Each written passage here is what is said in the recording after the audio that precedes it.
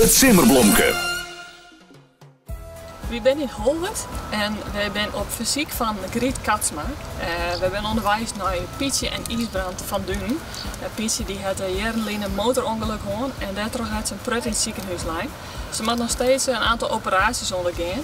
En ook Isbrand die kwakkelt een beetje met zijn gezondheid. Dus dat verdient wel een heel mooi bosje bloemen. Dus ik had er weer in mijn naam van Jelle, dat is bloemenboutique uit de Westerheen. Dus nu zijn we even zien als ze thuis zijn. Nou, goeie. Ik zie er een koekje, want ik moet je wijzen.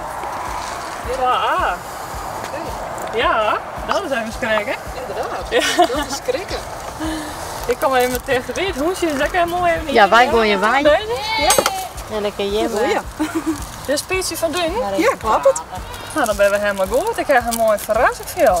Ja, dat zeg ik. Wijn je voor je. Daar ga ik dat aan te danken. Nou, er was iemand en die had dus een mailtje gestuurd.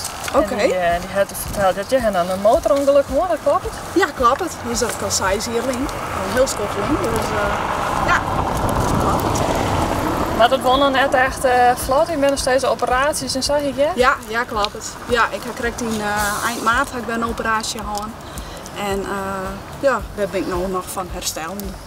Dus, maar het is nog steeds niet heel meer voort. Nee, dat klopt het. Ja. En staan er nog meer operaties in het vooruitzicht? Nou, dat denk ik wel.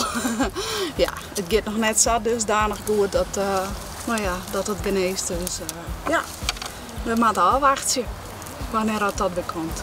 Dus, en ik denk net dat het helemaal weer goed komt. Dus, nee, dat was Caroline nog steeds terug. Ik al zei ze het. Ja. Dat is al mooi scopt. Dat is een heel mooi scoop, ja. Ja, en dat gaat al size heel lang, cycliseren. Ja. Ja. Best heftig. Ja, nou, we kregen een mailtje van Griet Katsma. Ach, ja, die ken ik wel. Dat is mijn oude buurvrouw.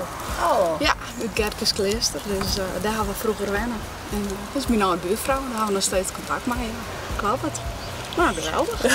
Hartstikke mooi. Ja, die vertelde eigenlijk dat jouw man ook wat kwakelt op het moment. Ja, dat gaat ik heb het op een del, maar ja, dat komt ook door alle spanningen en alles bij elkaar. Dan, dat had ik een invloed op zijn gezondheid. Dus.